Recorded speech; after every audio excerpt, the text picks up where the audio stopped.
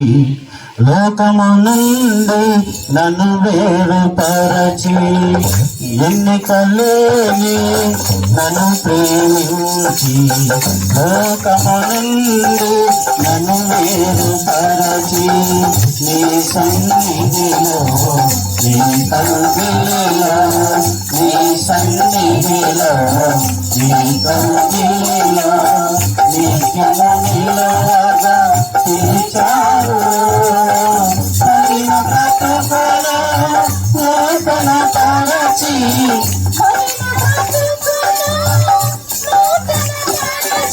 పరిమళ సువాసనగా నన్ను మార్చినావు. హల్లెలూయా యేసయ్యా యేసావు నీ ప్రేమలో ధన్యులా.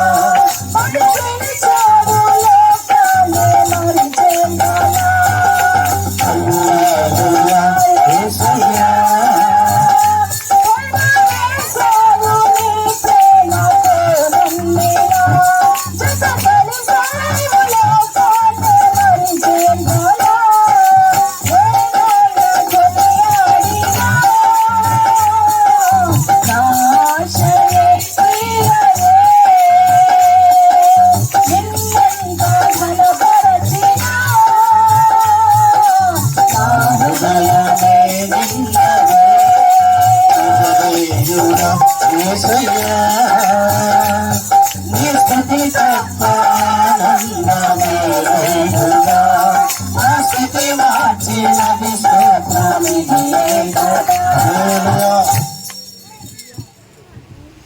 ప్రభునందు మీ అందరికీ వందనాలు.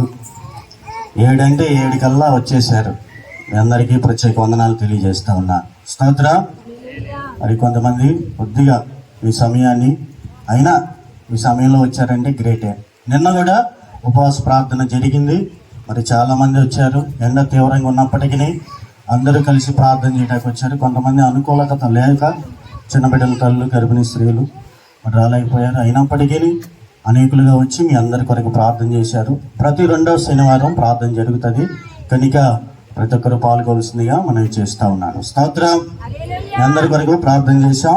సరే, ఇక దేవుని వాక్యంలోకి వెళ్దాం. సంతోషంగా ఉన్న వాళ్ళు గట్టిగా స్తోత్రం చెప్పండి. 2 ఫ్యాన్లు ఎట్టో సంపాదించాం, కొన్నాం.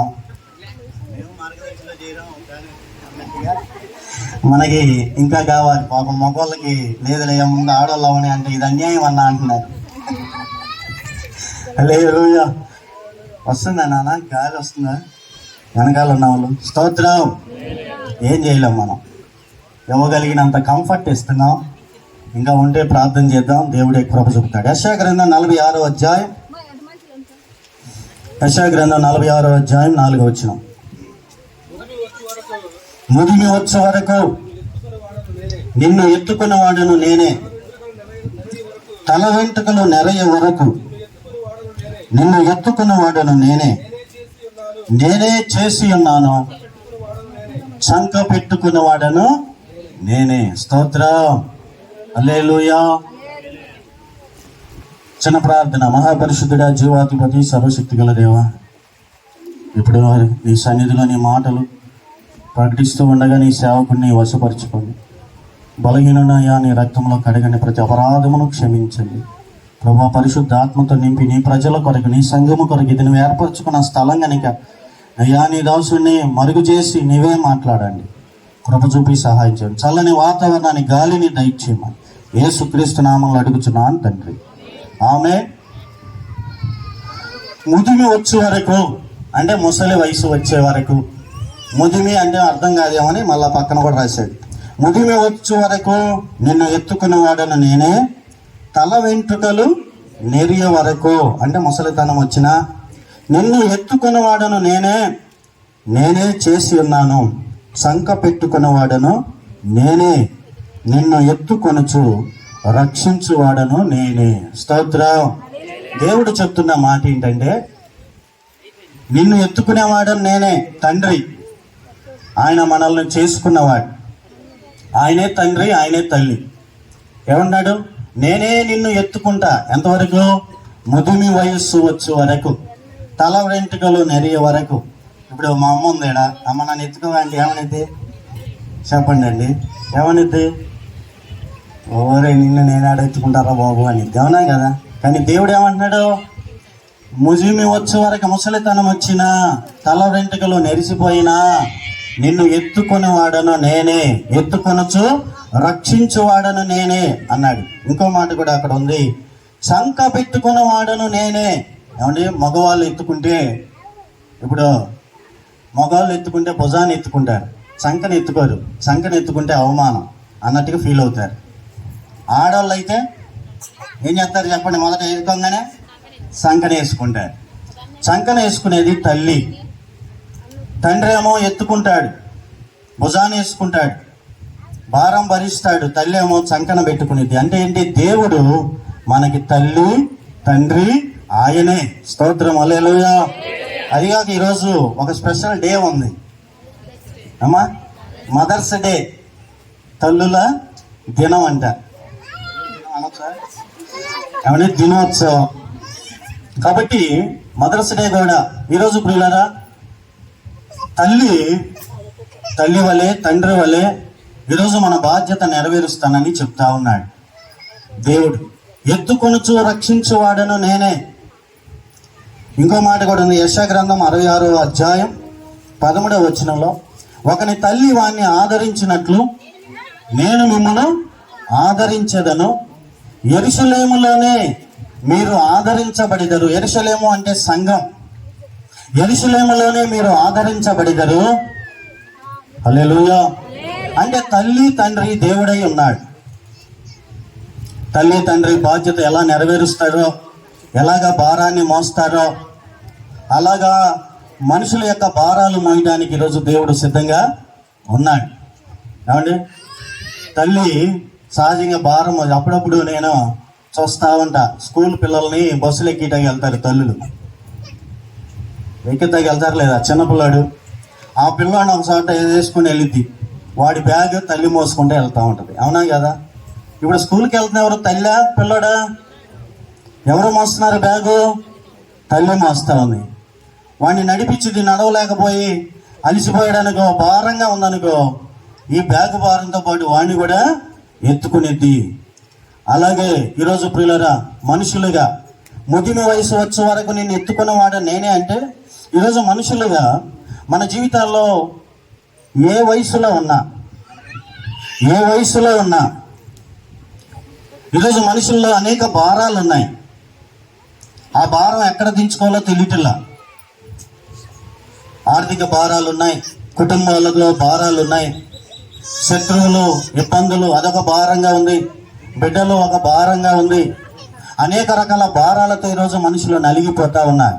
ఆ భారాన్ని ఎడదించుకోవాలి, ఎక్కడ చేసుకోవాలి, ఎక్కడ ఆ భారం నుంచి బయటపడే పరిస్థితి లేదు అంటే బైబిల్ చెప్తుంది, నా తల వెంట్రుకలు నెరిగే వరకు నిన్ను ఎత్తుకున్నవాడను నేనే ఎత్తుకొనొచ్చు నిన్ను రక్షించువాడను. తల్లి అయితే ఎలాగైతే బిడ్డ భారంగా ఉంటే ఆ బ్యాగుని ఎలాగైతే తాను మోసుకొని, బిడ్డ అలిసిపోతుంటే బిడ్డను కూడా ఎలాగ ఎత్తుకునిద్దో, చంకన భారాన్ని మోసి తనను నడిపిస్తుందో అలాగా దేవుడు నడిపిస్తానని మనకు వాగ్దానం చేస్తా ఉన్నాడు. చప్పటి కూడా దేవునికి స్తోత్రం.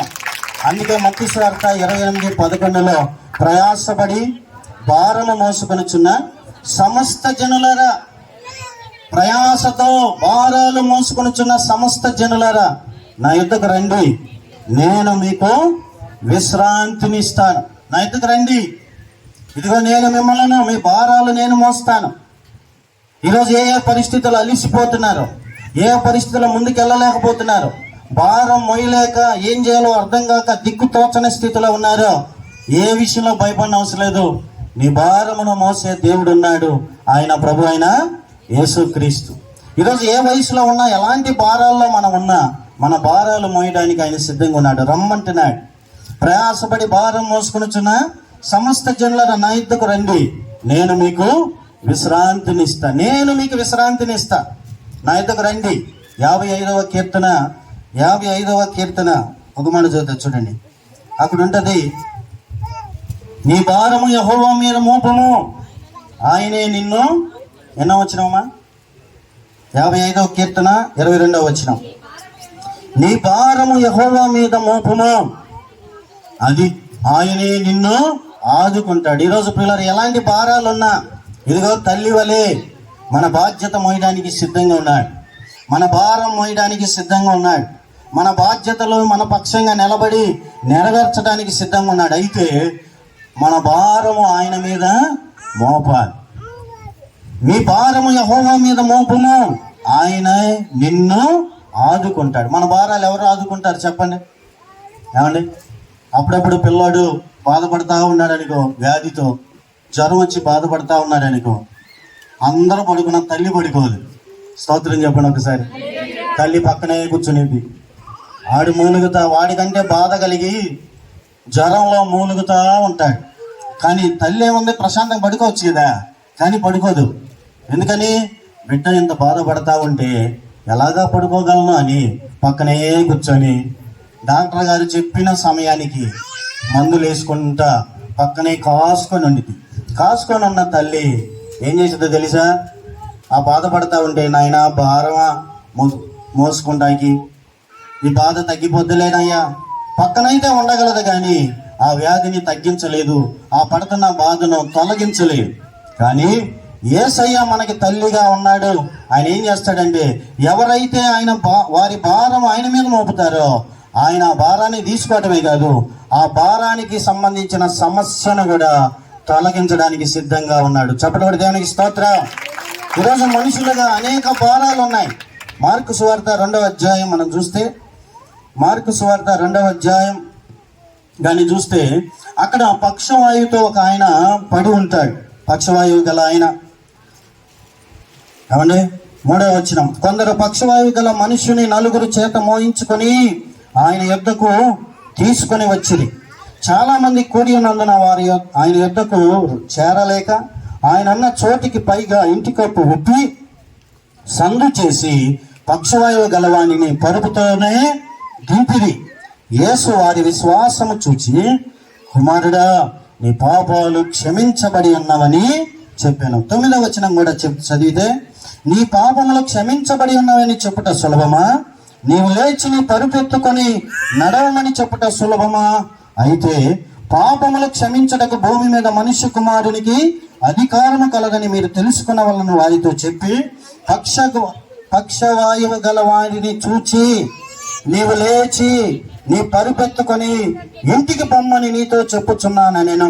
తక్షణమే వాడు లేచి పరుపెత్తుకొని వారి అందరి ఎదుట నడిచి పోయెను. చెప్పబడి దేవునికి స్తోత్రం. హల్లెలూయా. పక్షవాతంతో బాధపడుతున్నాడండి పాపం. ఆయన భారం ఇతరులకే భారంగా తయారయ్యాడు. అతని బాధను చూసి, అరేరే ఇతడు ఎంత బాధతో ఉన్నాడే, ఏ ఇబ్బంది పడతా ఉన్నాడే. యేసయ్య గురించి తెలిసిన వారు ఏం చేశారంటే 4 చేత మోయించుకొని యేసయ్య ఉన్న ప్రాంతానికి తీసుకుని వెళ్తున్నారు. చచ్చిపోయినవాడిని కదండి 4 మోసేది, బతికుండగానే 4 మోసుకొని వెళ్లాల్సిన పరిస్థితి వచ్చింది. ఎక్కడికి తీసుకెళ్లారు?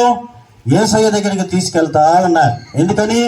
ఈ భారాన్ని కానీ ఆయన దగ్గరికి తీసుకెళ్తే, వీని పరిస్థితిని కానీ యేసయ్య దగ్గరికి కానీ మనం తీసుకెళ్ళి అక్కడ చేర్చగలిగితే తప్పక యేసయ్య వీడిని బాగు చేస్తాడని అతడు భారంతో బాధపడుతున్న వాడిని మోయించుకొని యేసయ్య దగ్గరికి తీసుకెళ్లారు. అక్కడేమో గుప్పలుగా జనం ఉన్నారు. ఏం చేశారు?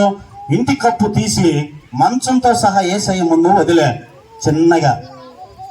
స్తోత్రం. ఎప్పుడైతే యేసయ్య ముందు వదిలారో యేసయ్య ఏమి తిట్టలా, ఇబ్బంది పడలా. వెంటనే వారిని చూసి, వారి విశ్వాసాన్ని చూచి ఏమన్నాడు తెలుసా? అక్కడున్న ఆయన్ని బాగు చేశాడు. ఏమన్నాడు? మనుషుడా, నువ్వు లేమ్మని. అంతేనా? ఏం చెప్తున్నా? పక్షవాయువు గలవానితో నీవు లేచి, అక్కడి నుంచి చదువు, నీవు లేచి నీ పరుపెత్తుకొని, అక్కడ కదమ్మా 11వ వచనం, పక్షవాయువు గలవాన్ని చూచి నీవు లేచి నీ పరుపెత్తుకొని ఇంటికి పొమ్మని నీతో చెప్పుచున్నాను. తక్షణమే వాడు లేచి పరుపెత్తుకొని, హల్లెలూయా, అప్పటిదాకా పరుపు మీద పడి ఉన్నాడు. పాపం అతనికి అందరూ అన్నీ వేరే వాళ్ళు చేయాలి, తన పని కూడా తను చేసుకోలేడు. కానీ ఇతడు భారాన్ని కానీ యేసయ్య దగ్గరికి తీసుకెళ్తే బాగు చేయబడతాడు అని, యేసయ్య భారము మోసేవాడని ఆదుకునేవాడని తెలిసిన కొంతమంది యేసయ్య దగ్గరికి తీసుకెళ్లారు. యేసయ్య ఏం చేశాడండి? అతన్ని బాగు చేశాడు. అప్పటిదాకా తన జీవితం పడి ఉన్న స్థితి, దేనికి పనికిరాని స్థితి.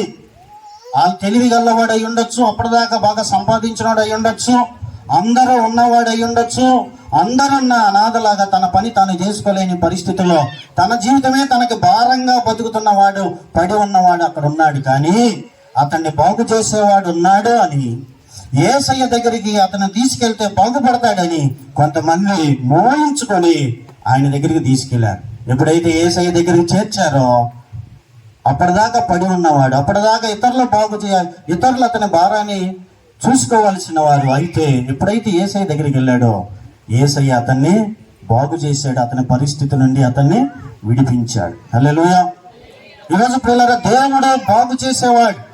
ఈరోజు ఎలాంటి పరిస్థితుల్లో మనము భారంగా ఫీల్ అవుతున్నాము, ఏ పరిస్థితులను బట్టి దిగులు పడుతున్నాము, ఇక నా జీవితం మారదేమో, ఇక నా బ్రతుకు మారదేమో, ఏమండి నా బిడ్డల జీవితం బాగుపడదేమో, ఇక ఈ పరిస్థితులు, ఈ ఆర్థిక పరిస్థితులు ఇంతేనేమో అని ఏ భారాలతో నలిగిపోతున్నామో యేసయ్య దగ్గరికి కానీ తీసుకెళ్ళగలిగితే ఆయన ప్రతి భారమును తీసుకునేవాడు, ఆదుకునేవాడు, మన పక్షంగా నిలబడి ఉన్నాడు. అయితే అతన్ని బాగు చేసినప్పుడు యేసయ్య ఒక మాట అన్నాడు, మనుషుడా నీ పాపములు క్షమించబడి ఉన్నాయి. స్తోత్రం చెప్పండి ఒకసారి గట్టిగా. హల్లెలూయా. మనుషుడా నీ పాపాలు క్షమించబడి ఉన్నాయి అంటే ఏంటి? ఈ వ్యాధికి కారణం ఏంటి? పాపము. బాగు చేసేయడానికి ముందుగా యేసయ్య ఏం చేశాడంటే నీ పాపాలు క్షమించబడ్డాయి అని చెప్పాడు. ఈరోజు అన్నిటికంటే గొప్ప భారం ఏంటంటే మనుషులకు పాప భారం. ఓ మానవ అని ఉంది కదా పాట, స్తోత్రం చెప్పండి ఒకసారి.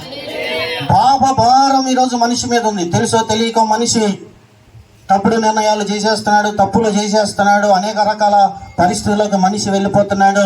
ఆ పరిస్థితుల వల్ల ఫలాన్ని చూస్తున్నాడు, శాపాన్ని భరిస్తున్నాడు, వేదన భరించలేక నలిగిపోతా ఉన్నాడు, మరణించిన తర్వాత నరకానికి వెళ్తున్నాడు. దీనంతటికీ కారణం పాపము.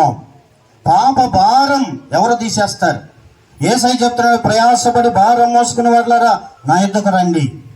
యేసు ప్రభు దేవుడు, యేసయ్య రక్షకుడు, ఆయన మాత్రమే రక్షకుడు అని ఎందుకు చెప్తున్నా అంటే ఆయన మనుషుల పాపములను తీసివేయడానికి లోకానికి వచ్చాడు, మనుషుల పాపాలను క్షమించడానికి లోకానికి వచ్చాడు, మనుషుల యొక్క పాప భారాన్ని మోయడానికి లోకానికి వచ్చాడు.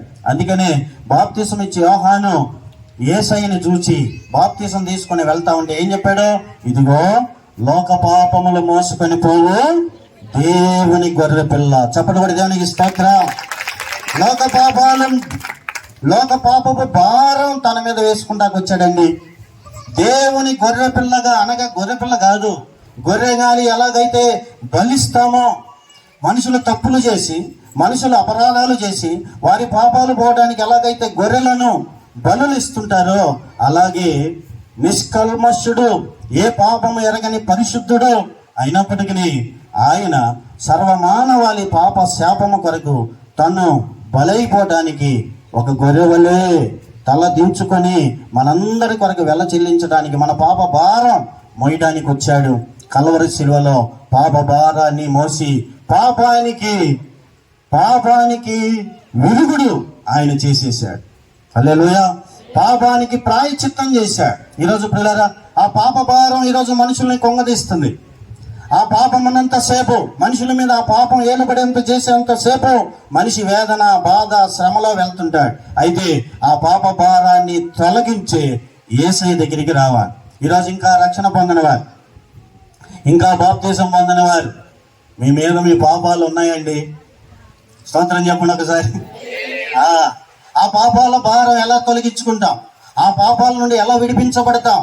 ఆ పాపపు స్థితి నుండి ఎలా బయటపడతాం? ఈరోజు లోకంలో అనేక ఆచారాలు ఉన్నాయి, అనేక రకాల మొక్కుబడులు చేస్తూ ఉన్నారు, అనేక రకాల పుణ్యకార్యాలు చేస్తూ ఉన్నారు. పాపాలు పోవాలి అంటే, పుణ్యము రావాలి అంటే, మనం చేసిన పాపాలకు శిక్ష రాకుండా ఉండాలంటే ఈ మొక్కుబడులు, ఆ మొక్కుబడులు అని ఎన్నో రకాల ప్రయత్నాలు మనుషులు చేస్తున్నారు. కానీ దేవుడు ఏం చేశాడంటే, ఎన్ని చేసినా మనుషుల యొక్క పాప భారం పోదు. ఆ పాపానికి శిక్ష మనిషి అయినా భరించాలి, లేదా ఆ మనిషి స్థానంలో మరొకరైనా భరించాలి. ఆ మనిషి ఎవరు అంటే ఏ పాపము లేనివాడు. స్తోత్రం. హల్లెలూయా. దేవునికి మహిమ కలుగును గాక. అది ఇప్పుడు నేను ఒక 5 లక్షలు అప్పు చేశానండి. చేయలేదులే, మామూలుగా అనుకుందాం. 5 లక్షలు అప్పు చేశాను, అప్పు కడదాం అనుకుంటున్నాను కానీ కట్టలేకపోతున్నాను. అప్పులు తీసుకున్నాడు ఊరుకుంటాడా? ఇప్పుడు వచ్చి ఏందయ్యా నువ్వు అప్పు చేసావు, ఎన్నిసార్లు మాట తప్పుతావు, నా అప్పు నాకు కట్టు అని మర్యాద లేకుండా మాట్లాడుతున్నాను. నేను కూడా ఏం మాట్లాడలేకపోతున్నా. ఎందుకని? నిజమే, అప్పు తీసుకున్నా, అప్పు కట్టడానికి నా దగ్గర ఏమీ లేదు. అతడు న్యాయంగానే అడుగుతున్నాడు, మాటలు అంటా ఉన్నాడు. నేను కూడా ఎన్నోసార్లు మాట తప్పాను, ఎందుకంటే అప్పు కట్టలేక నిస్సహాయ స్థితిలో ఉన్నా. అప్పుడు నాకు తెలిసిన నా స్నేహితుడు ఇచ్చాడు అనుకున్నాం, రమేష్ వచ్చాడు. ఏందయ్యా పాస్గా అట్లా మాట్లాడుతాం అంటే, మరి 5 లక్షలు తీసుకున్నాడయ్యా, 5 లక్షలు తీసుకొని కడతలేదు, ఎన్నిసార్లు మాట తప్పుతాడు, మరి అంటమా అయింది, నేను ఇదే అది అని అన్ని రకాల మాట్లాడితే, ఆగు నువ్వేం అనబాగా, ఆ డబ్బులు ఎంత, 5 లక్షలా, సరే ఆ అప్పు నేను కడతానని సాయంత్రం దాకా సమయం పాస్గాని వదిలిపెట్టి ఏమనొద్దని వెళ్ళి ఏదో రకంగా నానా తిప్పలు పడి తీసుకొచ్చి 5 లక్షలు కట్టేశాడు అనుకో. స్తోత్రం. కట్టాల్సింది ఎవరు? వాస్తవానికి నేను. అప్పు చేసింది ఎవరు? నేను. కానీ నిస్సహాయ స్థితిలో ఉన్న నన్ను విడిపించడానికి మరి తనొచ్చి తన డబ్బులు నా పక్షంగా కట్టి నాకు విడుదల ప్రకటించాడు. హల్లెలూయా. రేపొద్దున అప్పులోడు మళ్ళా కనబడే అప్పు కడతావు అంటాడా? ఎందుకని? ఇక వాడికి నా మీద అధికారము లేదు. అప్పు నేను కట్టానా? కాదు, నా పక్షంగా నా స్నేహితుడు కట్టాడు. అలాగే ప్రియులారా, ఈరోజు మనుషుల యొక్క పాప భారం ఘోరమైంది. ఆ పాపాన్ని మోయడానికి ఏ మనిషి పనికిరాడు, ఎందుకంటే వాళ్ళ మీదే భయంకరమైన పాప భారం ఉంది. సర్వమానవాళి పాప భారాన్ని మోయడానికి యేసయ్య వచ్చి కల్వరి శిలువలో ప్రాణం పెట్టి మనందరికీ ఉచితముగా పాప క్షమాపణ అనుగ్రహించాడు. ఎవరైతే ఈ సువార్త విని జన్మ కర్మ పాపములు పోనట్లు తండ్రి కుమార పరిశుద్ధాత్మ త్రియేక నామమైన యేసు నామములో ఎవరైతే బాప్తిసం పొంది వారి పాపాలు కడిగేసుకుంటారో వారి పాపములు ఎట్టివైనా కొట్టివేయబడతాయి. ఎందుకంటే అవి ఆల్రెడీ సిలువలో వెలజల్లించాడు కనుక ఆయన అకౌంట్లోకి వెళ్తాయి, వారు విడిపించబడతారు. చెప్పబడి దానికి స్తోత్ర. పాప భారం, అందుకే యేసయ్య అన్నాడు నీ పాపాలు క్షమించబడ్డాయి అన్నాడు. పక్కన ఉన్న వాళ్ళండి దేవుడే కదా క్షమించేది, ఈయన పాపాలు క్షమిస్తున్నాను అంటున్నాడు అంటే యేసయ్య చెప్పాడు ఈ భూమి మీద పాపములు క్షమించడానికి నాకు అధికారం ఉంది. ఎలాగా అంటే త్వరలోనే సిలువకు వెళ్ళబోతా ఉన్నాను, మనుషులందరి కొరకు చెల్లించబోతా ఉన్నాను కనుక పాపాలు క్షమించే అధికారం నాకు ఉందని అతని బాగు చేయటమే కాదు అతని పాపాలు కూడా క్షమించి అప్పటిదాకా భారంగా ఉన్న తన జీవితానికి విడుదల ప్రకటించాడు. హల్లెలూయా. మంచంతో మోసుకొని వచ్చారండి, ఇప్పుడు తన మంచం తానే మోసుకొని బయటికి దేవుని మహింపరుస్తా వెళ్ళాడు. చెప్పబడి కానీ స్తోత్రం. ఈరోజు పిల్లలు ఎలాంటి భారం ఉన్నా, ఎలాంటి సమస్యలు నలిగిపోతున్నా, ఇదిగో తల్లి బిడ్డ భారాన్ని చూసి ఎలాగైతే ఎత్తుకొని చంక పెట్టుకొని మోస్తుందో రక్షిస్తుందో అలాగా రక్షిస్తానని యేసయ్య వాగ్దానం చేస్తున్నాడు. తల్లి ఎత్తుకునేది ఎప్పుడు? ఇందాక చెప్పే కదా, నడవలేక భారం ఎక్కువైతే. రెండోది, దిక్కుతోచని స్థితిలో, ఎటు పోవాలో తెలియక, ఏం చేయాలో అర్థం కాక, ఎవరు అర్థం చేసుకుంటారో తెలియక కష్టంలో ఉన్న పురుషుడికైనా స్త్రీకైనా ఎవరు గుర్తొస్తారంటే మొట్టమొదటిగా తల్లి. స్తోత్రం చెప్పండి ఒకసారి. తల్లి, అయ్యో నా తల్లి, ఏ కష్టమున్నా వెళ్ళి చెప్పుకొని దిక్కుతోచని స్థితిలో తల్లిని పట్టుకొని ఏడుస్తూ ఉంటారు. ఎందుకని? నా తల్లి నన్ను అర్థం చేసుకునేది, నా తల్లి నా పరిస్థితిని బాగు చేయగలిగింది, నా తల్లి ఏదో రకంగా నన్ను ఆదుకునేది. ఏమండి, నాకు తెలిసిన తల్లి ఉంది, వాళ్ళ అబ్బాయికి కిడ్నీలు పాడైపోతే కిడ్నీలు మార్చాలంటే ఆరోగ్యంగా ఉన్న తల్లి ఏం చేసింది తెలుసా? అయ్యా నా కిడ్నీలు పనికి వస్తాయేమో, నా కిడ్నీలు నా బిడ్డకి ఇవ్వండి అయ్యా అని కిడ్నీ, తాను ఆరోగ్యంగా ఉంది, తాను రేపొద్దున కిడ్నీ ఇస్తే అనారోగ్యం పాలైంది, కానీ నేను చచ్చిపోయినా బాధలేదు, కానీ నా బిడ్డ బ్రతకాలి. చప్పట్లు కూడా దేవునికి స్తోత్రం. నా బిడ్డ బ్రతకాలి, నా అవయవాలన్నీ తీసుకొని నేను చచ్చిపోయినా బాధలేదయ్యా, నా బిడ్డ బ్రతకాలి అని కోరుకునే వ్యక్తి ఎవరైనా ఉన్నారంటే తల్లి. స్తోత్రం చెప్పండి ఒకసారి. హల్లెలూయా.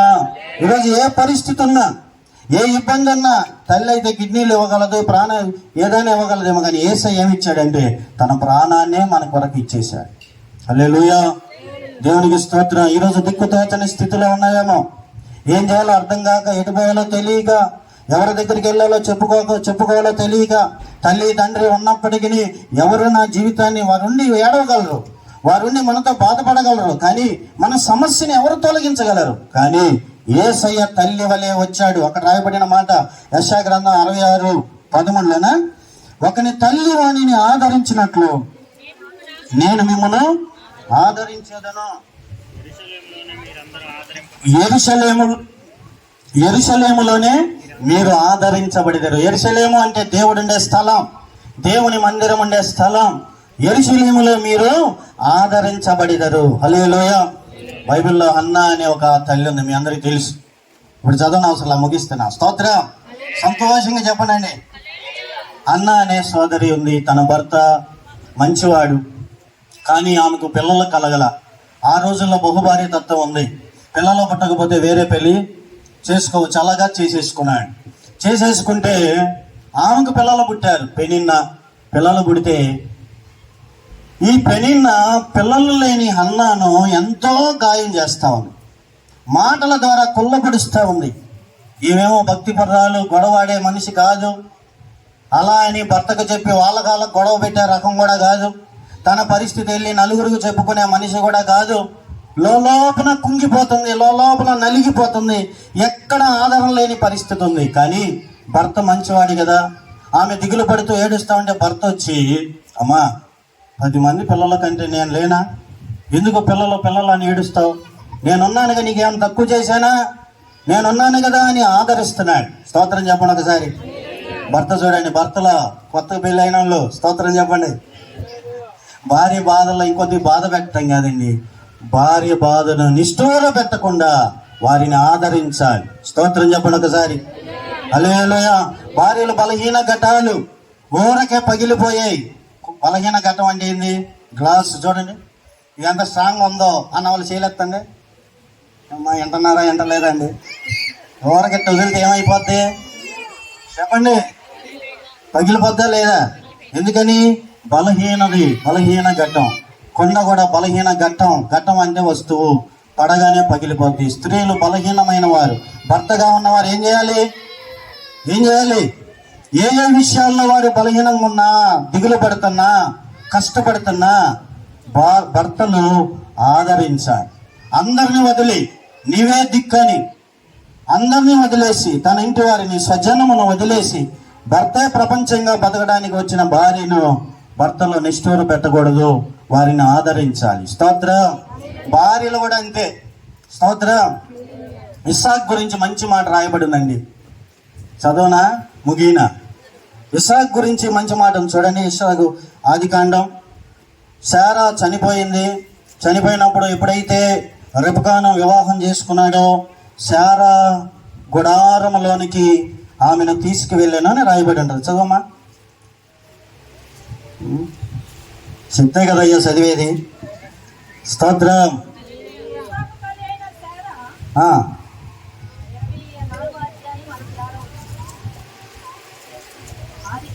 ఆదికాండం 24వ అధ్యాయం చూడండి 67వ వచనం. ఇస్సాకు తల్లి అయిన శారా గుడారములోనికి ఆమెను తీసుకుపోయెను. అట్లు అతడు రెబెకాను పరిగ్రహింపగా ఆమె అతనికి భార్య అయ్యెను. అతడు ఆమెను ప్రేమించెను. అప్పుడు ఇస్సాకు తన తల్లి విషయమై దుఃఖ నివారణ పొందెను. చప్పటి కొడి దేవుని స్తోత్రం. పడండి. ఏం చేశాడు? తల్లి, ఆదరించే తల్లి, అండగా నిలబడిన తల్లి, ప్రతి విషయంలో తనకి నిలబడి ఆదరించిన తల్లి చనిపోయింది. ఇప్పుడు తల్లి ప్లేస్లోకి భార్య వచ్చింది. కానీ భార్య వచ్చి ఏది పేలాల మోద చేయలే. ఏం చేసింది తెలుసా? ఎప్పుడైతే భార్య వచ్చిందో తల్లి విషయమైన దుఃఖ నివారణ పొంది ఆదరించబడ్డాడంట. స్తోత్రం చెప్పండి ఒకసారి. నువ్వు దేవుని బిడ్డవి, క్రైస్తవురాలివి, దేవుని సన్నిధికి వస్తున్నావు. నిన్ను బట్టి నీ భర్త ఎలాంటి మూర్ఖత స్థితిలో ఉన్నా, ఎలాంటి పరిస్థితిలో ఉన్నా నిన్ను బట్టి ఆదరించబడాలి. చెప్పండి దేవుని స్తోత్రం. నా భార్య ఏ కష్టం వచ్చినా చెప్పుకుంటే నన్ను ఆదరించిద్ది, అర్థం చేసుకునేది, నా పక్షంగా నిలబడిద్ది, నాతో ప్రేమించి నా పక్షంగా నిలబడిద్ది అనే విధంగా క్రైస్తవ వివాహ దాంపత్యం ఉండాలి. భార్య ఆదరించిందంట. ఈరోజు పిల్లరా మన జీవితంలో కూడా భర్త ఏం చేయాలి? ఆదరించాలి. భార్య కూడా భర్త కష్టంలో నిలబడాలి. అంతేగా నువ్వా నీ మొహాన్ని నువ్వు ఎప్పుడు బాగుపడతావులే, అందరూ చూడు ఎంతెంత సంపాదించారో, ఏం సంపాదించారు? అన్నీ సంపాదించారు, నీకేమాత్రం ఈ మొహానికి ఏం సంపాదిస్తావు, నీ పరిస్థితి అన్నం పెడతావే అంతంత మాత్రం అని ఇబ్బంది పెట్టి గాయపరిచి కష్టపడి ప్రయాసపడి అహర్నిశలు ప్రయాసపడి వస్తున్న భర్తను గాయపరిచిన మాటలు మాట్లాడకూడదు. చాలా మంది స్త్రీల వల్లే భర్తలు ఉన్న విశ్వాసాన్ని కూడా పోగొట్టుకుంటున్నారు. స్తోత్రం చెప్పండి గట్టిగా హల్లెలూయా. అప్పటిదాకా లోకంలో గందరగోళంగా బతికిన వ్యక్తి మారు మనసు పొంది దేవుని సన్నిధికి వస్తే భార్యలు ఏం చేయాలి? ఇంకా ప్రోత్సహించాలి. ఏంటి ప్రార్థన? ప్రార్థన. ఒకసారి ఒక అమ్మ, ఒక తల్లి పాపం వాళ్ళ అబ్బాయి మారాడమ్మా, తాగుబోతుడు, ఎట్టగా మారాడు. మారి దేవుని సన్నిధి ఎప్పుడు చూసినా దేవుడు దేవుడు దేవుడు అని వస్తుంటే వాళ్ళ అమ్మ అప్పటిదాకా మాట్లాడదు. ఎందుకంటే తన్నేవాడు, తిరిగిపడి తిరగబడి కొట్టేవాడు అనమాట తల్లిని కూడా. ఎప్పుడైతే మారాడో కొట్టడుగా. స్తోత్రం చెప్పండి గట్టిగా హల్లెలూయా. కొట్టడు కదా. ఏంట్రా ప్రార్థన, రిక్షా చేసుకుంటే కొద్ది కూరగాయలు వస్తాయి, ఏంటి పొద్దాక ప్రార్థన అని ఏం నోరు లేకటం మొదలుపెట్టింది. ప్రార్థనకి వెళ్ళిన ప్రతిసారి బాధ పెట్టడం, ప్రార్థనకి వెళ్ళి ఏంది పొద్ద కూడికలు అంటాం ప్రార్థన అంటాం అనగానే చిన్న చిన్నగా ఏమైంది తెలుసా? అమ్మను బట్టి అతడు ప్రార్థన మానుకున్నాడు. చిన్న చిన్నగా మరలా తాగుళ్ళలోకి వెళ్ళాడు, మరలా లోకంలోకి వెళ్ళాడు. ఇప్పుడు ఏం చేయాలి? తల్లి ఏం చేయాలి? ఒకప్పుడు లోకంలో లోక సంబంధిగా బ్రతికి గందరగోళం జీవితాన్ని చేసుకున్నవాడు ఇప్పుడు మారి దేవుని సన్నిధికి వెళ్తున్నాడు. ఇంకొద్దిగా ప్రోత్సహించి అయ్యా నువ్వు దేవునితో గడిపోయా, ఇంకా దేవుని కొరకు బతికయ్యా, దేవుని ఆశీర్వదిస్తాడని చెప్పాల్సిన తల్లే ఇప్పుడు దేవుని సన్నిధికి వెళ్తుంటే తిట్టి గాయపరిచి ఏదో రకమైన మాటలతో నొప్పించి దేవుడు ఏంద్రా వాళ్ళకంతే, వాళ్ళ పని లేదు పాట లేదు పాస్టర్లకే, వాళ్ళ వెనక తిరిగితే నీకేమొచ్చిందిరా అని చెప్పి గందరగోళంగా అని ఆఖరికి ఆయన లోక సంబంధంగా అయ్యాడు, తాగుబోతాడు అయిపోయాడు, ఇంకా భయంకరంగా తాగుబోతాడు అయ్యాడు. భార్య కూడా వదిలేసి వెళ్ళిపోయింది. ఆఖరికి ఏమైంది తెలుసా? ఉరి పోసుకొని చచ్చిపోయాడు. ఇక దిక్కు తోచని స్థితిలో తల్లి లోబో అంటుంది. అప్పుడు ఏడిస్తే ఏం లాభం? ఈరోజు అలా జరుగుతున్నాయి. భార్యలు కూడా ఒకప్పుడు లోక సంబంధిగా మారి లోకంలో బ్రతుకుతూ కాలాన్ని, డబ్బుని, శరీరాన్ని, కుటుంబాన్ని తగలేసి లోక సంబంధిగా బతికితే ఇప్పుడు దేవుణ్ణి నమ్ముకున్న వాడిని ఏం చేయాలి? భార్యలు వాళ్ళకంటే ముందే రెడీ అవ్వాలి. సినిమా కంటే మాత్రం టపా రెడీ అవుతారు. ఏడన్నా ఊళ్ళకి అంటే మాత్రం చెప్పండి అమ్మా స్తోత్రం. ప్రాముఖ్యంగా ఊళ్ళో అన్నామనుకో ఇక చూడండి రాత్రులు నిద్ర ఉండదు. ఇక 3 నుంచి పిల్లులు కానీ పడేసి రెడీ అయ్యి పద ఊర్లకి రెడీ అవుతారు, షికారులకు రెడీ అవుతారు, మార్కెట్లకు రెడీ అవుతారు. ఇప్పుడు ఏంది కొత్తగా బిర్యానీ పాయింట్లకి రెడీ అవుతారు. దేవుని సన్నిధి అంటే అస్సలు వెళ్దాంలే, ఇక ఉన్నవాడికి ఆ వేడి కూడా తగ్గిపోయి ఇక వీళ్ళని బట్టి ఇంకేం చేస్తాం ఆఖరికి లోకం దరిద్రం స్టార్ట్. ఈరోజు వాళ్ళకి అయిపోతుంది సమాజం. కాబట్టి పిల్లలు ఏ పరిస్థితిలో ఉన్న నిన్ను బట్టి నీ భర్తలు మారాలి, నిన్ను బట్టి నీ భార్య మారాలి, నిన్ను బట్టి నీ పిల్లలు దేవుడు అంటే ఎంత విలువిస్తారు నా తల్లిదండ్రులు. డబ్బు పోయినా పర్లా, ఏమైపోయినా బాధలా, దేవుణ్ణి పోగొట్టుకోకూడదు అని ప్రతినిత్యము ప్రయాసపడే తల్లి, ప్రయాసపడే తండ్రి అని నీ బిడ్డలో సాక్ష్యం చెప్పాలి. అంతేగాని ప్రార్థన ఏడ మాత్రం ప్రార్థనే కానీ ఇంట్లోకి వెళ్ళంగానే లోక సంబంధమైన విషయాలు వస్తే ఎవ్వడు మారడు. స్తోత్రం చెప్పండి ఒకసారి గట్టిగా హల్లెలూయా. యెరూషలేములోనే ఆదరించబడతారు. అయితే హన్న ఏం చేయగలదండి? భర్త ఆదరిస్తున్న తన సమస్య తొలగించలేదు కదా. ఏం చేసిందో తెలుసా? దేవుని సన్నిధికి వెళ్ళింది. యెరూషలేములోనే ఆదరించబడతారని వెళ్ళి ప్రభువా నాకు ఒక్క బిడ్డని అయ్యా, ఒక్క బిడ్డనిస్తే నీ సేవకిస్తానయ్యా, ఈ నింద నేను మోయలేకపోతున్నా, ఈ సమస్య నేను తీర్చుకోలేకపోతున్నా, ఈ లోపం ఉండబట్టే కదా నేను మాట్లాడుతున్నారయ్యా, ఈ పరిస్థితిని నువ్వే బాగు చేయగలవు, నన్ను నువ్వే నా తల్లి అని దేవుని సన్నిధికి వెళ్ళి మొరపెట్టుకుందండి. అక్కడ ఉన్న సేవకుడమ్మా నువ్వు ఏదైతే అడుగుతున్నావో అది దేవుడు నీకు అనుగ్రహించునుగాక అన్నాడు. అంతే. అప్పటిదాకా అన్ని సంవత్సరాలు దుఃఖంలో ఉన్న వ్యక్తి వెళ్ళి ఆ రోజు నుండి దుఃఖముఖిగా ఉండుట మానేను. చెప్పబడి స్తోత్రం. ఏంటి పిల్లలు పుట్టలేదు కదా, అయినా కానీ ఏంటి దుఃఖం కనబడతల్లా అనేవాళ్ళు అంటా ఉన్నారు, నిందించే వాళ్ళు నిందిస్తూ ఉన్నారు. కానీ నా దేవుని దగ్గరికి వెళ్ళి చెప్పుకున్నా, నా దేవునికి నా మొరంతా పెట్టుకున్నా, నా హృదయాన్ని కుమ్మరించుకున్నా, నా దేవుడు నన్ను అర్థం చేసుకుంటాడు, నా దేవుడు మాట ఇచ్చాడు, మాట నెరవేరుస్తాడు. ఇది ఈ పనికి వాళ్ళ మనుషుల మాటలు నా దగ్గరికి ఎందుకు పోనీ, ఆ మాటలు అట్టయిపోతాయి. నా జీవితంలో వచ్చిన జవాబు ద్వారా వాళ్ళకి సాక్ష్యం ఇస్తాను, అంతేగాని నేను నోరు తెరిచి ఏ మాట మాట్లాడినాని ప్రశాంతంగా తినంది, ప్రశాంతంగా ఉంది. విశ్వసించినట్లే తన నింద తొలగిపోయి పండంటి బిడ్డను దేవుడు ఇచ్చాడు. అతని పేరు సమూయేలు. చెప్పబడండి.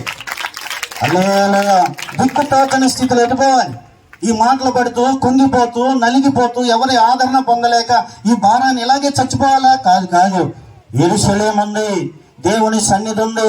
తల్లి తండ్రి చేయలేని విషయాలు కూడా, ప్రేమించే తల్లి తండ్రి కూడా చేయలేని విషయాలు దేవుడు చేయగలడు. ఈరోజు ఏ పరిస్థితి ఉన్నా, ఎలాంటి పరిస్థితుల్లో నలిగిపోతున్నా, దిక్కుతోచని స్థితిలో ఉన్నా, ఎలాంటి సమస్య ఉన్నా వీళ్ళరా తొలగించగల దేవుడు ఉన్నాడు. హల్లెలూయా. ఆయన ప్రభు అయిన యేసుక్రీస్తు తల్లి వలె ఆదరించే దేవుడు. కొన్నిసార్లు తల్లులు అంటారు కానీ బిడ్డలు బాధపడతానే టీవీ పెట్టుకుంటూ ఉంటారు. అమ్మో, అట్లాంటి జనరేషన్ వచ్చేసింది. స్తోత్రం చెప్పండి. వదులుతావా లేదా అంటారా? స్తోత్రం. కట్టు చేయలేస్తే హల్లెలూయా చెప్పండి. పిల్లలు ఉన్నారు కానీ అండి, పిల్లడు జ్వరంతో బాధపడతా ఉన్నా కానీ టీవీ పెట్టుకొని బఠానీలు తినే వాళ్ళు ఉన్నారండి. నేను చూసి అద్దరిపోతున్నా ఇలాంటి వాళ్ళని చూసి. వీళ్ళేం తల్లులరా బాబు అనిపిస్తుంది. కనీసం పిల్లలకు అన్నం కూడా తినిపించలేని పరిస్థితులు వచ్చేస్తున్నాయి. అందుకే యేసయ్య ముందే రాపించాడు, కన్న తల్లి అయినా తన బిడ్డను కనికరించకుండా మరుసునేమో కానీ నేను నిన్ను మరువను. స్తోత్రం చెప్పండి ఒకసారి. ఒకవేళ తల్లిదండ్రులు ఉన్నా పట్టించుకోవట్లేదేమో, నీ సావు నువ్వు సావు, నేను ఇంకా మా మీద పడుతున్నావు అని ఇంకా నెట్టేసే పరిస్థితిలో ఉన్నారేమో. భయపడద్దు. తల్లిని నెట్టేసిన, తండ్రి నెట్టేసిన, ఇదిగో తల్లి తండ్రి అయిన దేవుడు యేసయ్య నిన్ను నెట్టివేయవాడు కాదు. నీ కన్నీటిని తుడిచి కన్నీటిని నాట్యముగా మార్చగలవాడు. చెప్పలేడు దేవుని స్తోత్రం. హల్లెలూయా. ఒకరు తల్లి వాడిని ఆదరించినట్లు ఆదరిస్తానని వాగ్దానం చేశాడు. ఆయన తల్లి కంటే మిన్న అయిన వాడు. స్తోత్రం చెప్పండి. హల్లెలూయా. ఇంకా మూడోది చెప్పడం ముగిన కృంగిపోయినప్పుడు, కృంగుదల్లో ఉన్నప్పుడు ఏలియా కృంగిపోయాడు. గొప్ప ప్రవక్త. ఇక ముగిస్తున్నాలే. కృంగిపోయి ఇక బ్రతకడం కంటే చచ్చిపోవడం మేలని దిన ప్రయాణం అని వెళ్ళి ఒక బదరీ వృక్షం కింద కూర్చొని ప్రార్థన చేశాడు. ఏమని? ప్రభువా, మా ప్రవక్తల కన్నా పూర్వీకుల కన్నా నేను గొప్పవాడినా? ఇప్పుడు ఒక రాణి శపథం చేసింది. ఏం శపథం? ఏలియాని చంపేస్తానని యెజెబెలు రాణి శపథం చేసింది. దుర్మార్గురాలు. చేసినా చేసింది. ఆమె చేతిలో, ఆడవాళ్ళ చేతిలో చచ్చే కంటే ప్రభువా నువ్వు నా ప్రాణం తీసుకయ్యా అని పాపం ప్రభువుకి దేవుడికి కూడా కష్టం లేకుండా పడుకున్నాడు. స్తోత్రం చెప్పడం ఒకసారి. పడుకుంటే ప్రాణం పోద్దులే అని. పడుకోగానే ఏమైంది తెలుసా అండి?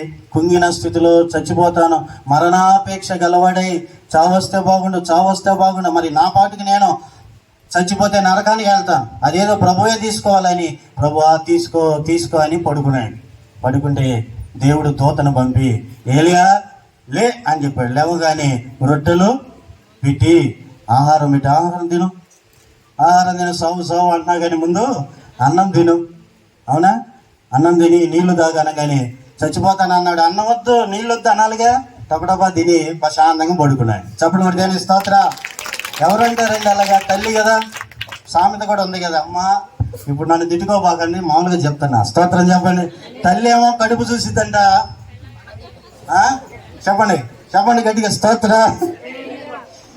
మొత్తానికి ఏమండి, తల్లి ఏమో ఏం చూసిద్దంట? నా బిడ్డ తిన్నాడా లేదా, ఎప్పుడు తిన్నాడా ఏమో, నైనా వచ్చి తినరా అని. భార్య ఏం చూసిద్దంట? జోబి దేనికి ఏం తెచ్చాడా అని. అంటే లేదులే, మన వాళ్ళు మంచోళ్ళు, వీళ్ళు కూడా కడుపు చూస్తారు. హల్లెలూయా స్తోత్రం. కడుపు చూసిన తర్వాత, ఆహారం పెట్టిన తర్వాత జేబు చూస్తారు. స్తోత్రం. ఏమంటే మన తండ్రి ఉన్నాడండి. ఒకవేళ ఈరోజు తల్లి పట్టించుకోకపోవచ్చు, తండ్రి పట్టించుకోకపోవచ్చు, ఎవరూ పట్టించుకోకపోవచ్చు, మనల్ని ఆదరించే వాళ్ళు ఎవరూ లేకపోవచ్చు. కృంగిన స్థితిలో, దిగులతో, ఖాళీ కడుపుతో పడుకున్న నిన్ను, దేవుణ్ణి ఆశ్రయించిన నిన్ను గమనిస్తున్న కళ్ళున్నాయి. అవి ప్రభు అయిన యేసుక్రీస్తు కళ్ళు. హల్లెలూయా. ఈరోజు ఏ విషయాల్లో కన్నీరు గారుస్తున్నావో ఆ కన్నీరు తొడవడానికి ఆల్రెడీ జవాబు సిద్ధం చేసే ఉంచాడండి. హల్లెలూయా. ఒంటరితనంలో కుంగిపోయి చావు చావు అనుకుంటున్న వ్యక్తి కడుపు ఖాళీగా ఉందని దేవుడు చూసి, నాయనా ఆహారం తిను అని ఒక్కసారి కాదు తినేసి పడుకున్నాడు. మళ్ళా రెండోసారి వచ్చి, అయ్యా లే ఆహారం తిను అని ఒక దూతను పంపిస్తే ఆహారం తిని అప్పుడు చెప్పాడు, ఏలియా సావు సావు అంటున్నావు, అసలు శక్తికి మించిన ప్రయాణం ఉంది. ఈరోజు కృంగుదల్లో ఉన్నావు, నేను నీ పట్ల గొప్ప ప్రణాళిక కలిగి ఉన్నా. స్తోత్రం. ఈరోజు కృంగిపోతున్నావు, చచ్చిపోతానేమో, నాకు ఇక దేవుడు దినము లేదు, ఇక భవిష్యత్తు లేదు అనుకుంటున్నావు. భలేవాడివి, నేను శాసించాలి, కృంగిపోవద్దు, లే ఆహారం తిని శక్తికి మించిన ప్రయాణం ఉంది పదా అని చెప్పి ఏలియాని బలపరిచి లేవనెత్తి నడిపించాడు. అంతమాత్రమే కాదు, చచ్చిపోతా అన్న ఏలియాకి, నువ్వు అనుకుంటున్నావయ్యా మరణిస్తే బాగుండని, కానీ నీ పట్ల నా ప్రణాళిక ఏంటో తెలుసా? నీ జీవితంలో అసలు మరణమే లేదు. చెప్పబడి దేవునికి స్తోత్రం. ఈరోజు పిల్లలు ఏ పరిస్థితిలో కుంగిపోతున్నావో, ఇక నాకు రేపు భవిష్యత్తు లేదు, నా బిడ్డలకు భవిష్యత్తు లేదు, నాకు ఇక ఏ విషయంలో ఆశలు లేవు, అన్ని విషయాలు అయిపోయినాయి, ఇక నా జీవితంలో భవిష్యత్తు లేదు అనుకుంటున్నామేమో, ప్రభువుకి నీ జీవితం ఇచ్చి ప్రభువు మీద ఆనుకుని నాకు కన్న తల్లి కంటే ఎక్కువ ప్రేమించి బాధ్యత నిర్వర్తించగల దేవుడున్నాడు, ఆదరించగల దేవుడున్నాడని యెరూషలేము అనగా సంఘముకు వచ్చి దేవుని సన్నిధిలో మొరపెట్టుకుంటా ఉంటే నువ్వు అనుకున్నది ఏది జరగదు, కానీ దేవుడు అనుకున్నదే జరుగుతుంది. స్తోత్రం. నువ్వు ఏదో కీడొచ్చింది అనుకుంటున్నావు, మనం ఏదో కీడు అయితేమో, ఈ పరిస్థితులు మనం తారుమారు చేసేస్తాయేమో, అన్ని విషయాల్లో మన జీవితం అదే పాతాళానికి అయిపోద్దేమో అనుకున్నాం. కాదు, దేవుని సన్నిధిని ప్రేమించి దేవునికి నీ జీవితం అప్పగించాం, మన జీవితం అప్పగించాం కనుక బంగారు భవిష్యత్తు ఆయన సిద్ధపరిచే ఉంచాడు. చప్పట్లు కూడా దేవుని స్తోత్రం. హల్లెలూయా. కాబట్టి ప్రియులారా, ఏలియాని బలపరిచిన దేవుడు, ఆశీర్వదించిన దేవుడు, చావునెత్తుకున్న ఏలియాకి మరొక జీవితాన్ని ఇచ్చిన దేవుడు, ఆశీర్వాదకరంగా మార్చిన దేవుడు. ఈరోజు ఏ విషయాల్లో కృంగిపోతున్నావు, భయపడద్దు, నీ పట్ల దేవునికి ఉన్నతమైన ప్రణాళిక ఉంది. తల్లిదండ్రులుగా కొంతకాలమే, కానీ దేవుడు చెప్పాడు, తల నెరిగి వరకు, అనగా తల వెంట్రుకలు నెరిగి వరకు, ముదిమి వయస్సు వచ్చే వరకు. ఈరోజు ముసలితనంలో ఉన్నామేమో, బిడ్డలు పట్టించుకోవట్లేదేమో, మన వాళ్ళు కూడా రీ రారా కొద్దిగా మంచిలు లేరని ముసలిదానా అంటున్నారేమో. ముసలాడు అయిపోయావని ఇక నీ పట్ల ఎవరికి ఏ విలువ లేకుండా, ఏముందలే విలువ లేని వ్యక్తులు అనుకొని కనీసం పట్టించుకోవట్లేదేమో. భయపడద్దు, నువ్వు యేసయ్య దగ్గరకు వచ్చావు, నీ వయసు ఎంత ఉన్నా, నీకు 60 అయినా 70 అయినా 80 అయినా ఆయనకి చంటి బిడ్డవే. స్తోత్రం.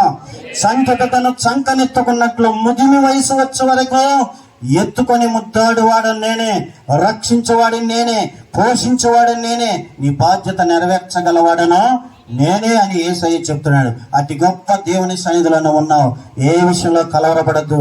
ఆయనకు నీ జీవితమే, ఆయన మార్గంలో నివసించు, గొప్ప ఆశీర్వాదకర భవిష్యత్తుని ఇవ్వబోతున్నాడు. అతి కృప దేవుడు మనందరికీ అనుగ్రహించునుగాక.